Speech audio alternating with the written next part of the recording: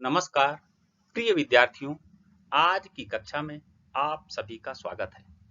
बच्चों, आज मैं डीपी द्विवेदी आपके समक्ष एक नए विषय को लेकर के प्रस्तुत हूं। बच्चों, आज का विषय है अनुच्छेद लेखन।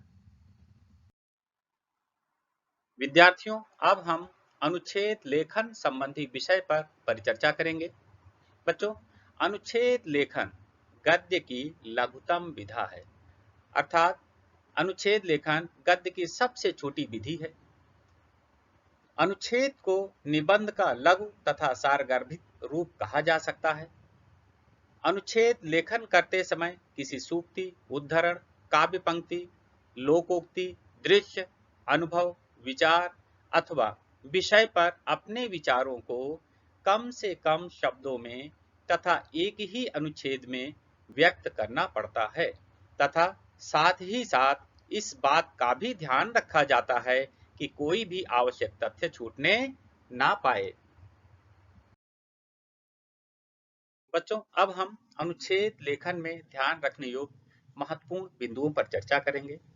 सबसे पहला है, अनुच्छेद का प्रारंभ सीधे विषय से होता है, किसी भूमिका आदि से नहीं। अर्थात इसमें भूमिका बनाने से अनुच्छेद विस्तृत हो जाता है, जो ठीक नहीं होता है। दूसरा, दिए गए संकेत बिंदुओं के आधार पर ही अनुच्छेद की विषय वस्तु का समायोजन करना चाहिए। अर्थात अनुच्छेद के लिए जो भी संकेत बिंदु दिए गए हैं उनको आधार बना करके ही हमें अनुच्छेद लिखना चाहिए। तीसरा, अनुच्छेद का केंद्रीय भाव प्रारंभ व अंत के वाक्य में अवश्य आ जाना चाहिए। अर्थात अनुच्छेद में आप कौन सी महत्वपूर्ण बात रखने जा रहे हैं वो बात प्रारंभ में अथवा अंत में अवश्य आ जाए।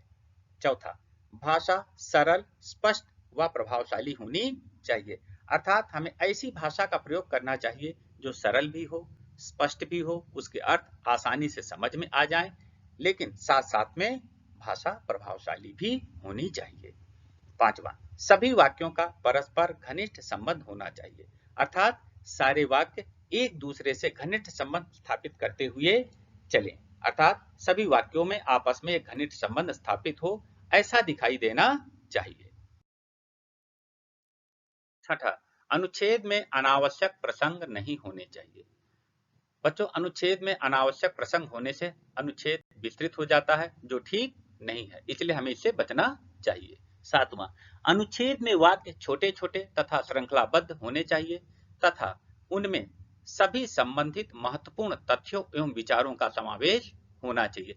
अर्थात अनुच्छेद लिखते समय हमें छोटे छोटे वाक्यों का प्रयोग करना चाहिए, उनमें आपस में परस्पर संबंध स्थापित होता हुआ चले, ऐसी व्यवस्था करनी चाहिए।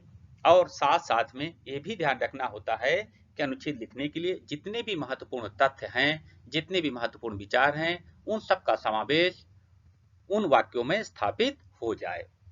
आठवां, अनुच्छेद में विषय से संबंधित सूक्ति अथवा काव्य पंक्तियों का भी संक्षेप में उल्लेख किया जा सकता है। बच्चों, सूक्तियों अथवा काव्य पंक्तियों का यदि संक्षिप्त रूप से उल्लेख किया जाए तो अनुच्छेद और रोचक हो जाता है, इसमें कोई संदेह नहीं है, इसलिए हमें इसका प्रयोग अवश्य करना चाहिए।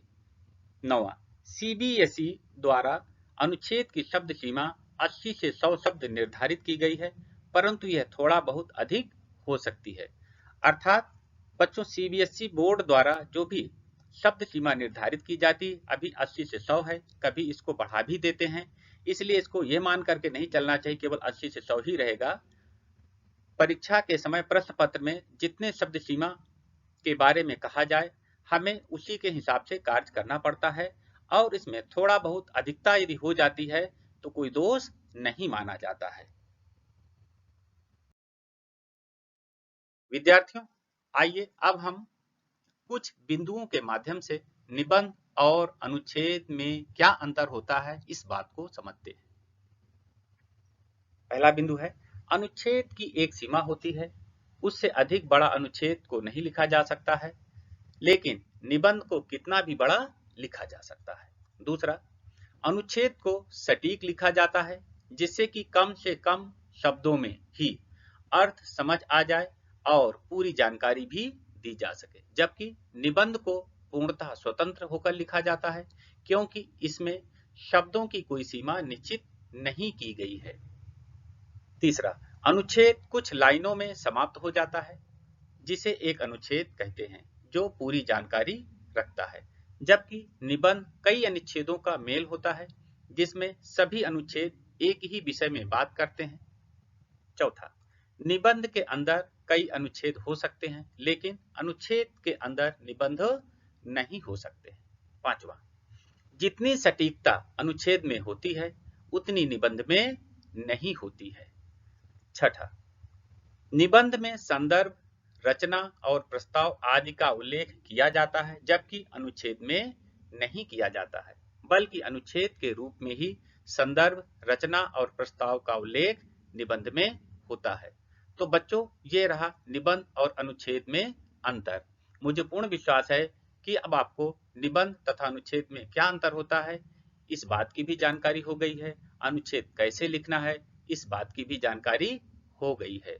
तो बच्चों, अब पाठ को यहीं पर विराम दिया जाता है। आपका दिन शुभ हो, मंगलमय हो। धन्यवाद।